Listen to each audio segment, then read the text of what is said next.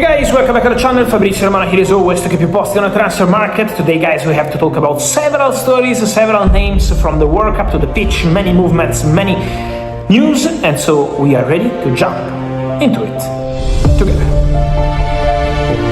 And here we are guys with many updates, many stories, many things to explain to you, to enter into details. As always, remember guys to be part of the family, to like this video, turn on the notification bell. Every day plenty of news, plenty of stories, and here we are with a new video. Where we want to start? I want to start from a news coming about players who are now at the World Cup.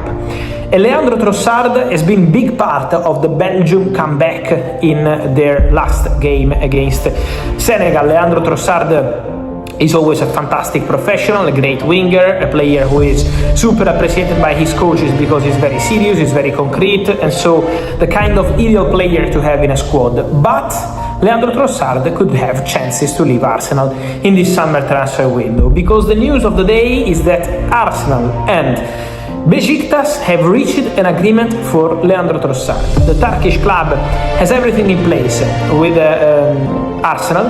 The deal is done for 18 million euros plus 2 in advance.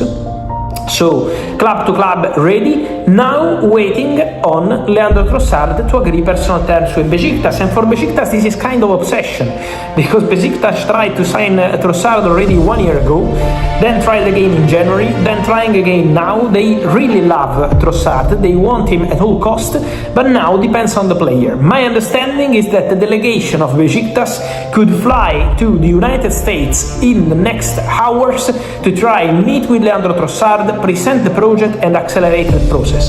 Trossard wants to decide only after the World Cup, so we have to be patient on this one, but Besiktas really want Trossard, and this could be helpful for Arsenal, obviously, to free some space up front and bring in a new winger. We know they will sign a new winger at Arsenal with Morgan Rogers top target, Barcola under consideration at Arsenal, and don't forget Liverpool as well. So we will have plenty of things to say about wingers in the next videos. Talking about players who are at the World Cup, we also have to mention Manzambi, this very talented player from Switzerland. 5 goal contributions, scoring, providing assists, one of the most interesting talents appearing on scene from the 2026 World Cup. For Manzambi, what I can tell you is that Newcastle are preparing their first official bid.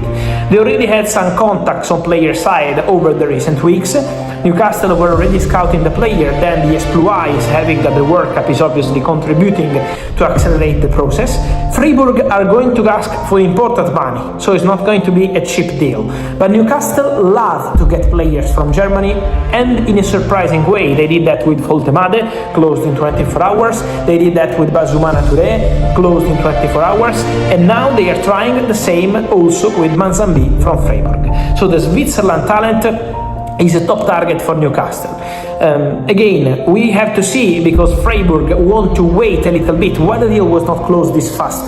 Because Freiburg want to wait to ask more money, game after game, and also because they feel that maybe other clubs could join the race if the player keeps performing well. But Newcastle are ready to push. Then, talking about Switzerland, just a quick update on Granit Xhaka. As of today, guys, 24 hours more have passed, and Sunderland are very clear. Sunderland don't make it a price question. So for Sunderland, Granit Xhaka is not about 8 million pounds, 12 million pounds, 30 million pounds, 20 million pounds. Sunderland told Xhaka they absolutely want to keep him. That's the message coming from Sunderland, and they don't want to open doors to any sort of negotiation. So, as of today, the Xhaka story is absolutely not moving, because Chelsea keep thinking about Xhaka, Xabi Alonso keep dreaming of having Xhaka at the club, but the message from Sunderland is quite clear. They absolutely don't want to let him go. So at the moment we have to consider the negotiation off, because the story is not developing on Sunderland side. They are not opening doors at any price, so it's not about the money. And at the moment, everything is off. Chelsea keep considering the possibility to reactivate this maybe later on if Sunderland could open doors, but at the moment I can guarantee, guys, Sunderland have no intention at all to let Granit Xhaka go. So at the moment is a story that we have to consider on total cold. Then talking about Chelsea, guys, just quickly I wanted to mention this.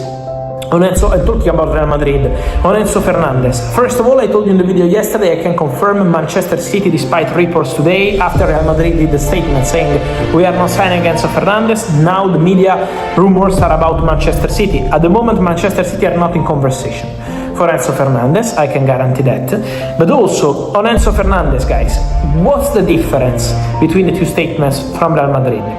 On Michael Olise, Real Madrid never mentioned anything like we are not going to sign the player, something like that. On Enzo Fernandez, Real Madrid made very clear that they are not going to sign Enzo. The difference is that for Enzo, Real Madrid never started any sort of conversation, so Real Madrid are not interested in Enzo Fernandez. On Olise, Real Madrid wanted to make clear that, in a different way, that they are not negotiating with Olise, they are not in talks with the agents of Michael Olise or with Bayern, out of respect for Bayern. So for Enzo Fernandez, the message is we don't want the player, we will not sign the player. For Olise, the message is we are not in negotiations. And Real Madrid wanted to communicate that to make sure the relationship with Bayern remains good. But Real Madrid love Olise. It's very different. For Olise, Real Madrid really appreciate the player, and Florentino Perez loves Olise. So the appreciation for Olise remains. Then Bayern don't want to sell the player, so at the moment that's it, no developments. But the two statements are very different. For Olise, Real Madrid have an appreciation, love the player, but are not negotiating. Real Madrid wanted to clarify, nothing club to player, no personal terms. There were reports, personal terms agreed, Olise and Real Madrid. That's not the case, because Real Madrid wanted to make sure Bayern were not upset. So Real Madrid keep thinking of Olise for present, for future, whenever there could be a possibility, because Florentino loves him. But at the moment, the message from Bayern is also very clear. But it's very different statement compared to Enzo Fernandez. Then, two more things I wanted to add for you today, guys, about midfielders. One is about Ederson. Many questions on why Man United are not making official Ederson yet. Because they have a verbal agreement with Atalanta. So, the two clubs have an agreement since 1 month ago, but they are waiting for Ederson to have the second part of his medical with Manchester United in England before approving everything. So, verbal agreement, club to club. Documents are prepared, first part of the medical, but waiting on the second part of the medical, the official one with Manchester United. That's why Ederson is not official yet to Manchester United, and we have to wait for these steps. And then on Morten Hjulmand, guys, now Atletico Madrid are very, very, very close. Agreement done with the player. Atletico Madrid have everything in place with Morten Hjulmand, a top target for Atleti in midfield. Now working on the club to club with 5 million euros difference between Atletico and Sporting. But my understanding is that Atletico are very optimistic to get the deal done for Morten Hjulmand in the space of few days and to close everything with Sporting, and also in terms of travel, medical and all the rest.